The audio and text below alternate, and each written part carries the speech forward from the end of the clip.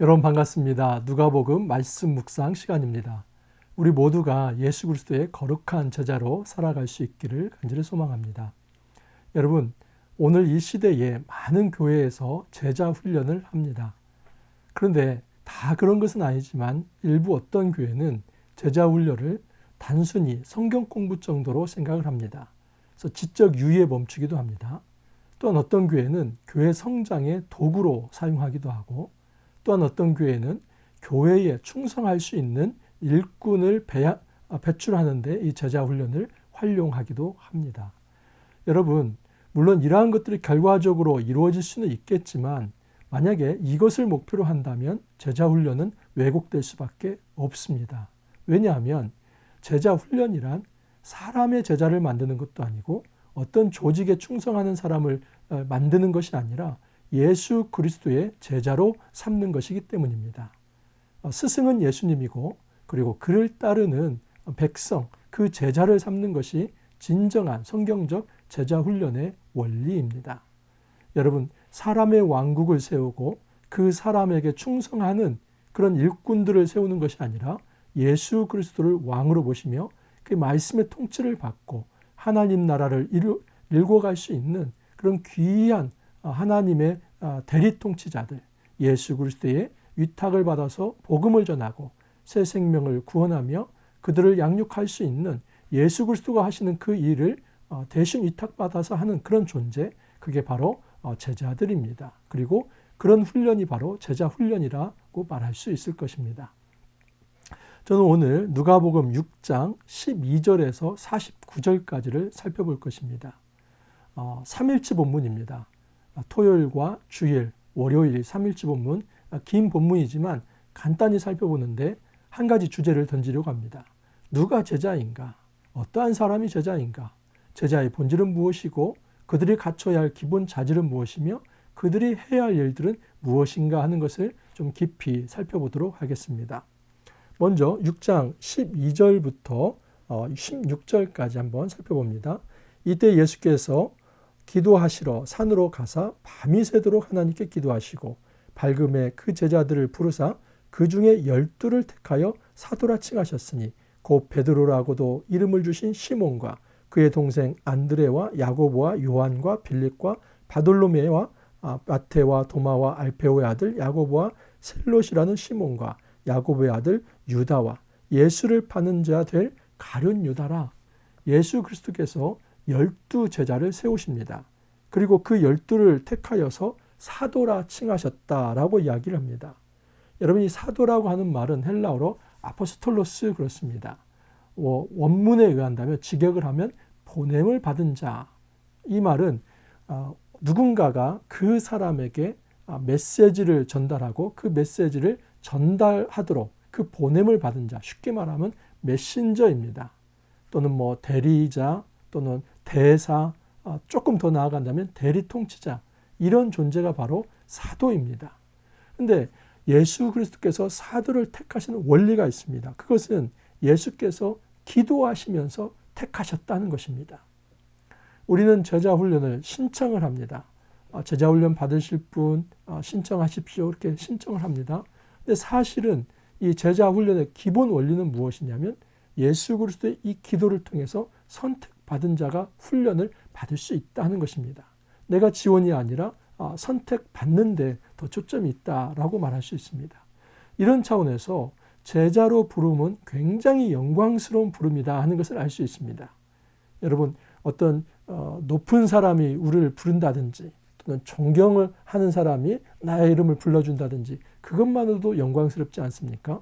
그런데 그런 정도가 아니라 하나님께서, 예수 그리스도께서 우리를 불러서 내가 너를 제자로 삼겠다 할 때 그것이 얼마나 복되고 영광스러운 일이겠습니까? 제자 훈련의 제일 원리는 선택의 원리입니다. 그 이유는 예수 그리스도의 제자로 삼기 위함입니다. 이것은 사람의 부름이 아니라 하나님의 부름이라는 것을 명심해야만 합니다. 자, 그런데 그 제자와 무리의 구분이 좀 있습니다. 17절 이하를 보면 예수께서 그들과 함께 내려오사 평지에 서시니 그 제자의 많은 무리와 예수의 말씀도 듣고 병고침을 받으렸고 유대 사방과 예루살렘과 두로와 시돈의 해안으로부터 온 많은 백성들이 있더라. 그리고 19절에 보면 온 무리가 예수를 만지려고 힘썼다라고 얘기를 합니다. 여러분, 이 제자와 무리가 같이 나옵니다. 그런데 예수님께서는 그 많은 무리, 그들에게 병도 고치고 또 그들에게 말씀도 전하는데 지금 20절 이하에서는 예수님이 말씀을 전하시는 그 대상을 제자로 국한시킵니다. 20절을 보면 예수께서 눈을 들어 제자들을 보시고 이르시되 이렇게 이야기를 합니다. 그래서 지금 그 이후로 나오는 모든 말씀은 누구를 향한 말씀이냐면 부르신 그 예수께서 선택하신 그 제자들에게 주시는 말씀이다 하는 것을 알 수 있습니다. 여러분, 예수 그리스도를 쫓는 많은 사람들이 있었습니다. 그들이 무리입니다. 근데 그 무리들이 다 예수님의 제자가 된 것은 아닙니다. 예수께서는 그들 중에서 일부를 뽑으십니다. 이것은 예수님의 선택의 원리입니다. 그리고 그 사람들에게 예수님께서 가르치심을 주십니다. 이런 차원에서 많은 무리가 있지만 그들이 다 말씀을 듣는 것이 아니고 또 하나님께 다 선택을 받는 것도 아닙니다. 하나님께서 선택하신 자, 그들이 제자가 될 수 있고 그들은 어떤 특징을 가지고 있냐면 그 부름에 모든 것을 버려두고 따를 수 있는 준비가 되어 있는 사람들입니다. 자, 그러면 본격적으로 이제 예수 그리스도의 제자가 어떠한 존재가 되어야 하는지 크게 한번 세 가지로 살펴보겠습니다. 첫 번째는 예수 그리스도의 제자는 하나님 나라를 위해서 대가를 치르는 사람이다 라고 말할 수 있습니다. 특별히 이 고난의 대가를 치르는 사람입니다. 20절 이하를 다시 한번 보겠습니다. 예수께서 눈을 들어 제자들을 보시고 이르시되 너희 가난한 자는 복이 있나니 하나님의 나라가 너희 것이며 지금 줄인 자는 복이 있나니 너희가 배부름을 얻을 것이며 지금 우는 자는 복이 있나니 너희가 웃을 것이며. 마태복음에는 이것이 5장에서 8복으로 나옵니다. 근데 여기는 평지설교라고 이렇게 표현이 되어 있습니다. 왜냐하면 평지에서 이 말씀을 전했기 때문입니다. 그런데 우리가 생각하는 그런 평지가 아니라 지금 갈릴리 호수 주변에 언덕이 있습니다. 그래서 높은 산이 있고 그리고 중간 중턱이 있는데 그 중턱을 평지라고 합니다. 그리고 아예 밑으로 내려가면 이제 그 해변과 가까운 곳입니다. 근데 그 중턱 쪽은 어떤 산이 이렇게 위로 깎아지르듯이 있는 것이나 이렇게 있고 그리고 중턱이 있고 또 밑으로 내려가고 그래서 그 중턱 지방에 있는 그곳을 평지라고 얘기를 했습니다. 그래서 이것을 평지라고도 말할 수 있고 이곳을 산상으로도 말할 수 있습니다. 그래서 엄밀히 말하면 평지설교와 산상설교는 그렇게 둘이 아니라 하나다라고 말할 수 있습니다. 자, 그러면 누가복음에서 강조하는 이 평지설교의 어떤 핵심과 또 어떤 색깔이 무엇인가 하는 것을 좀 살펴보겠습니다. 가난한 자, 그리고 줄인 자, 우는 자에게 복이 있다라고 얘기를 합니다. 가난한 자는 하나님 나라를 소유로 받을 것이고 줄인 자는 배부름을 얻을 것이며 우는 자는 복이 있을 것이다 라고 이야기를 합니다. 가난과 줄임과 우는 것, 이것은 다 여러분 우리가 어떻게 이런 것을 좀 받고 싶습니까? 내가 좀 가난하고 굶주리고 늘 애통해하며 우는 거, 이건 사실은 피하고 싶은 일들이지 않습니까? 그런데 지금 누가복음에서 이것을 굉장히 제자의 특징으로 강조하고 있습니다. 왜 그럴까요? 과거의 민중신학이나 해방신학에서는 이 민중 자체가 예수 그리스도였고 그 집단화된 예수 그리스도가 바로 민중이었다는 그런 논리를 가져옵니다. 그래서 가장 소외받고 또 핍박받고 그럼으로 인해서 억압받는 이들, 그 해방의 메시지, 이 새 출애굽의 메시지로 이 평지설교를 주셨다. 이렇게 많이 설교를 했습니다. 그래서 여기에서 이런 설교가 되면은 이것은 곧 사회 프로그램이 됩니다. 어떤 정치적으로 집단화하고 조직화해서 반정부 투쟁을 하는 것, 이것이 복음으로 소개되기도 했습니다. 그러나 이것은 극단적 해석입니다. 여러분, 여기서는 단지 또 영적으로만 해석을 해서 영적으로 가난한 자, 영적으로 애통하는 자. 근데 여러분, 영적인 것과 육적인 것을 어떻게 나눌 수 있습니까? 그래서 사실은 사회적인 거, 영적인 거, 물질적이고 육체적인 거, 이것을 뗄래야 뗄 수 없습니다. 근데 중요한 것은 그 뒤에 말씀이 있습니다.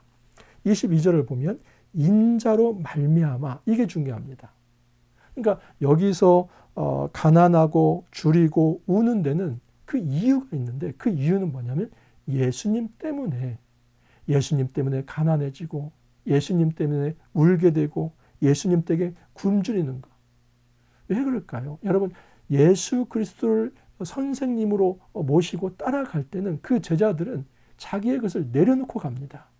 자기의 재산도 내려놓고, 또 자기의 업적도 내려놓고, 또 자기가 가고 싶은 모든 것들을 다 내려놓고 예수님을 따라가기 때문에 그 길에서 때로는 가난을 체험하고, 또 예수를 따르다 보면 예수를 미워하는 그 대적들에 의해서 고난도 받으면서 때로는 애통하며 울기도 하고 가다가 굶주리기도 하고.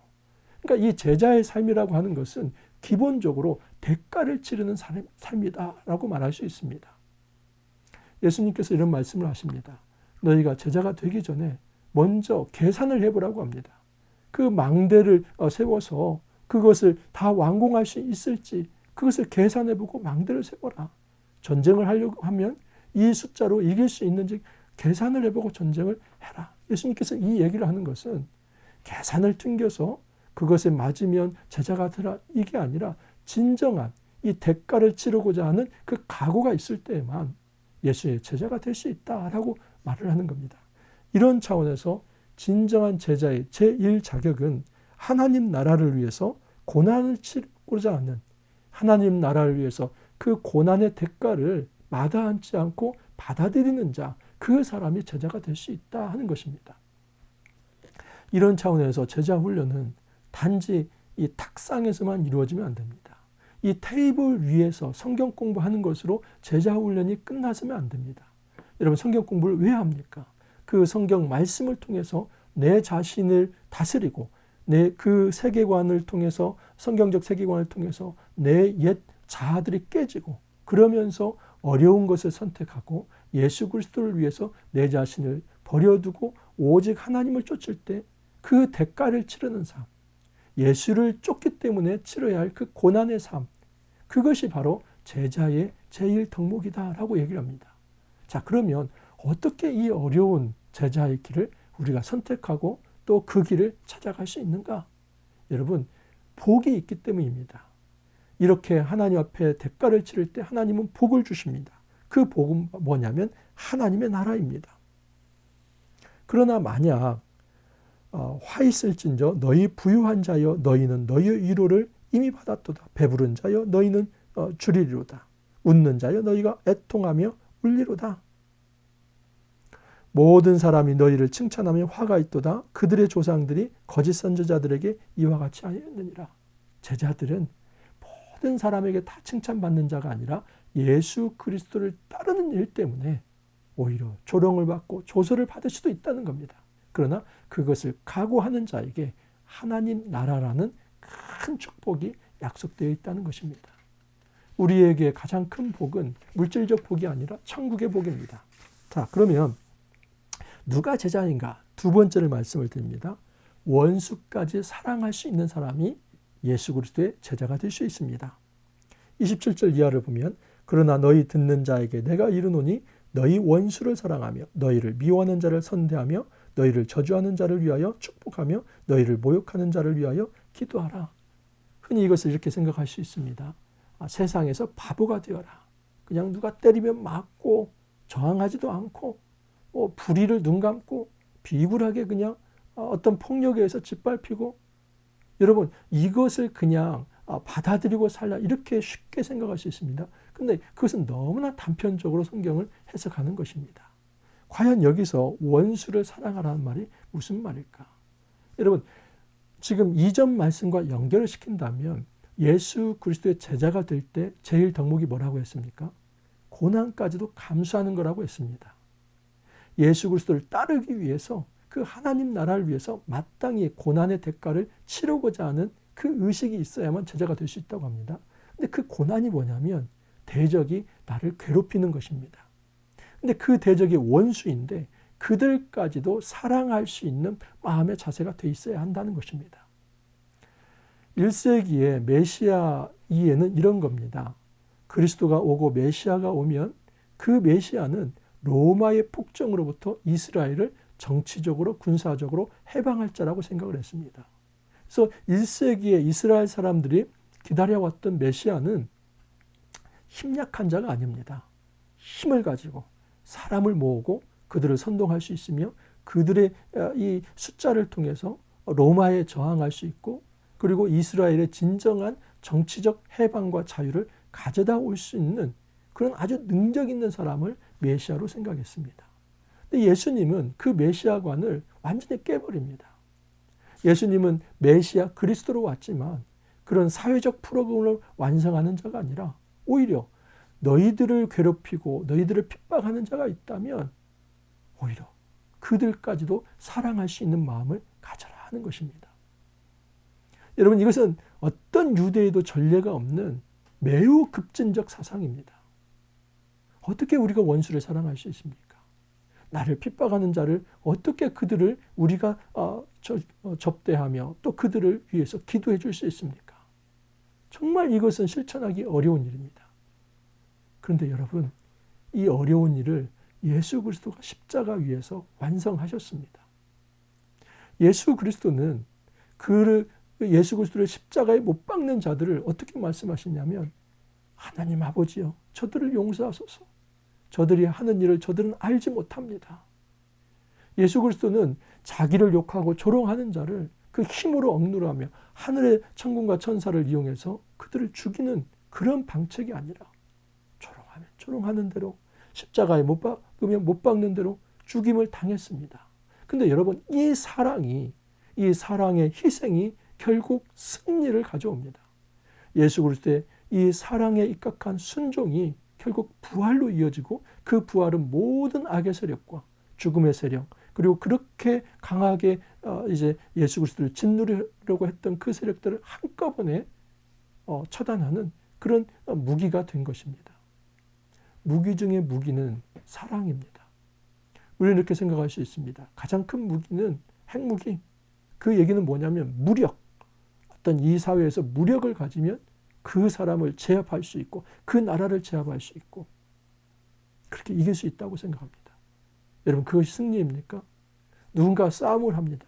그래서 내가 힘이 있어서 그 사람을 억누르고 또 그 사람을 굴복시키면 그게 승리입니까? 그 사람의 마음을 얻지 못한다면 그건 승리가 아닙니다. 우리는 많이 이렇게 생각할 수 있습니다. 시비를 잘 가려서 옳고 그름을 가려서 나는 옳고 당신은 그르다. 그래서 당신은 그르기 때문에 내 앞에 무릎을 꿇어라. 그래서 내가 승리했다. 여러분, 이런 싸움이 있습니까? 드뭅니다. 물론 하나님 나라 정의를 추구하지 말자. 또 좋은 게 좋은 거라고 그냥 은혜로 뭐 가자. 제가 이런 말씀 드리는 게 아닙니다.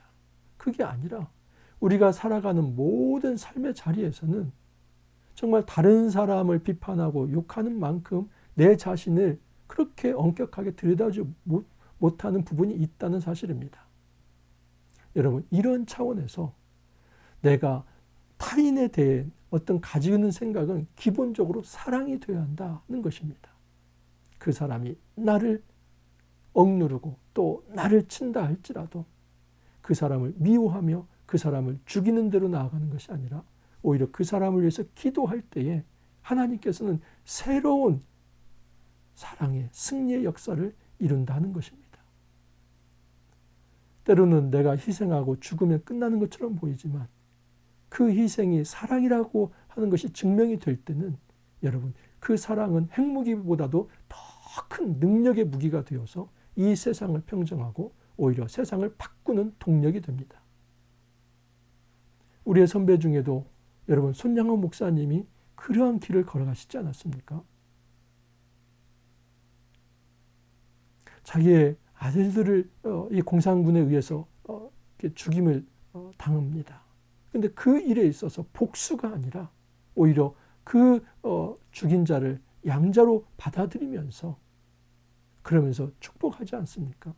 결국 이런 사랑의 태도가 세상을 바꿔낸다 하는 사실입니다. 우리가 불의의 눈감자가 아니라 어찌 보면 비폭력 저항입니다. 불의에 저항하되 우리가 비폭력 자세를 가지고 사랑의 정신을 잃지 않는다면 이 세상은 바뀌어질 수 있다는 것입니다. 우리에게 황금률을 얘기합니다. 남에게 대접받고자 하는 대로 너희도 남을 대접하라. 그러면서 이런 얘기를 합니다. 너희가 만일 너희를 사랑하는 자만을 사랑하면 칭찬받을 것이 무엇이냐? 죄인들도 사랑하는 자는 사랑하느니라. 너희가 만일 선대하는 자만을 선대하면 칭찬받을 것이 무엇이냐? 죄인들도 이렇게 하느니라. 너희가 받기를 바라고 사람들에게 구워주면 칭찬받을 것이 무엇이냐? 죄인들도 그만큼 받고자 하여 죄인에게 구워주니라. 여기 죄인이라고 하는 것은 공동체 밖에 있는 일반적인 사람들입니다. 그 일반적인 사람들은 자기를 사랑해 주는 사람을 사랑하고 자기를 선대해 주는 사람을 선대해 주고 그리고 자기가 뭔가를 구워줬을 때 다시 돌려줄 수 있는 사람들에게 빌려주고 여러분 이것은 일반적인 사람이 누구나 다 할 수 있다는 것입니다. 그런데 그리스도인들은 그렇게 하지 않는다 할지라도 내가 구워줬을 때 누가 돌려주지 않는다 할지라도 나를 선대하지 않는 사람이 있다 할지라도 그들을 사랑하는 정신을 가질 때에 그들이 예수 그리스도의 제자가 될 수 있다라고 얘기를 합니다. 여러분 이것은 하나님의 성품이 아니면 도저히 감당할 수 없습니다. 35절 이하를 보면 오직 너희는 원수를 사랑하고 선대하며 아무것도 바라지 말고 구워주라. 그리하면 너희 상이 클 것이요 또 지극히 높으신 이의 아들이 되리니 그는 은혜를 모르는 자와 악한 자에게도 인자하시니라. 너희 아버지의 자비로우신 같이 너희도 자비로운 자가 되라. 여러분 원수를 사랑하는 것은 하나님의 자비의 특성이라는 겁니다. 그렇기 때문에 하나님의 자비처럼 너희도 자비로워라. 너희들이 이렇게 원수를 사랑한다면 지극히 높으신 이의 아들이 될 것이다. 우리 하나님께서는 은혜를 모르는 자, 그 악인까지도 사랑하시며 자비를 베푸시는 분이다 하는 것을 말씀을 하십니다. 여러분 이거 어렵습니다. 그리고 제가 이렇게 메시지를 전하지만 저 역시도 감당할 수 없는 너무나 급진적인 말씀입니다. 그러나 우리는 이것을 따라가야만 합니다. 제자는 내가 가지고 있는 힘으로 세상을 굴복시켜서 그렇게 세상을 바꿔내는 존재가 아니라 분명히 의를 선포하고 또 바른 것을 얘기하지만 사랑으로 그 사람을 끝까지 품고자 하는 자세를 가지고 있을 때에 이 세상은 변화될 수 있다 하는 것을 생각해야만 합니다. 37절 이하에 비판하지 말라 또는 정죄하지 말라 또 용서하라고 하는데 이게 다 재판 용어입니다. 이 비판이라고 하는 건 상대방에 대해서 어떤 문제점이 있으면 그 지적하지 말라 그런 정도가 아니라 하나님의 재판정에서 하나님처럼 왕노릇하지 말라는 겁니다. 제자는 하나님처럼 재판장이 되어서 재판하면서 또는 최종 판결을 내리는 그런 존재가 아니라 그 재판과 판결은 하나님께 맡기고 너희는 오히려 수평적으로 모든 사람을 용서하고 사랑하라. 그래서 이 사랑이 제자도의 두 번째 특징입니다. 마지막, 여러분 제자는 행함이 있어야만 합니다. 39절 이하를 보면 또 비유로 말씀하시되 맹인이 맹인을 인도할 수 있느냐? 둘이 다 구덩이에 빠지지 아니하겠느냐? 제자가 선생보다 높지 못하나 무릇 온전하게 된 자는 그 선생과 같으리라. 여러분 제자가 절대 선생을 넘어설 수 없습니다. 이것은 지금 예수님께서 하신 말씀입니다. 왜냐하면 예수님이 선생님입니다. 그래서 예수님을 넘어서는 제자는 있을 수 없습니다. 중요한 것은 예수님께서는 나를 넘어설 수는 없지만 나처럼 너희들도 그런 이제 사람이 되어야 한다. 그래서 제자는 온전히 선생 대신 예수 그리스도를 온전히 좇는 자다 하는 것을 알 수 있습니다. 그런데 가장 나쁜 케이스는 뭐냐면 맹인이 맹인을 인도하는 것입니다. 여기 맹인은 아마도 서기관과 바리새인들일 것입니다. 그들의 특징은 외식하는 자입니다. 42절을 보면 너는 내 눈 속에 있는 들보를 보지 못하면서 어찌하여 형제에게 말하기를 형제여 나로 내 눈 속에 있는 티를 빼게 하라 할 수 있느냐. 외식하는 자여 먼저 내 눈 속에서 들보를 빼라. 그 후에야 네가 밝히 보고 형제의 눈 속에 있는 티를 빼리라. 여기 외식은 위선을 의미하는데 휘포크리테스입니다. 이 휘포크리테스는 어떤 의미냐면 연극하다 이런 의미입니다. 고대에 연극하는 사람이 있습니다. 그것은 자기가 예를 들어서 그 어떤 내성적인 사람이라 할지라도 맡은 배역이 굉장히 괄괄하고 외형적이라면 그렇게 표현을 해야만 합니다. 그래서 여기에서 나온 말이 겉과 속이 다르다 해서 그것을 외식하다, 위선이다라고 얘기를 합니다. 원래 연극에서 쓰는 단어인데 여러분 우리의 겉에 있는 것과 속에 있는 것이 완전히 다른 이런 사람을 외식하는 자, 위선하다. 그러면 가장 극적으로 위선적인 자는 어떤 존재냐면 예수님을 만났습니다. 근데 예수님 앞에 주님, 주님 말은 하는데 예수님께서 하신 말씀은 순종하지 않는 것입니다. 한번 보십시오. 46절에 보면 너희는 나를 불러 주여 주여 하면서도 어찌하여 내가 말하는 것을 행하지 아니하느냐. 내게 나와 내 말을 듣고 행하는 자마다 누구와 같은 것을 너희에게 보리라.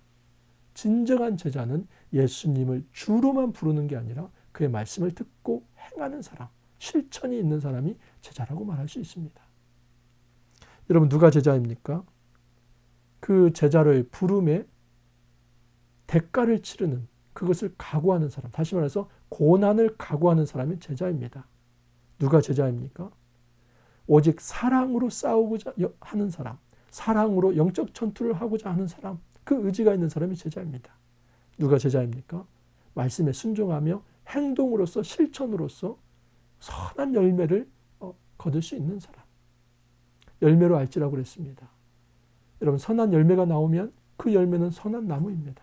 근데 악한 열매가 나오게 되면 그 나무는 악한 나무가 되는 것입니다.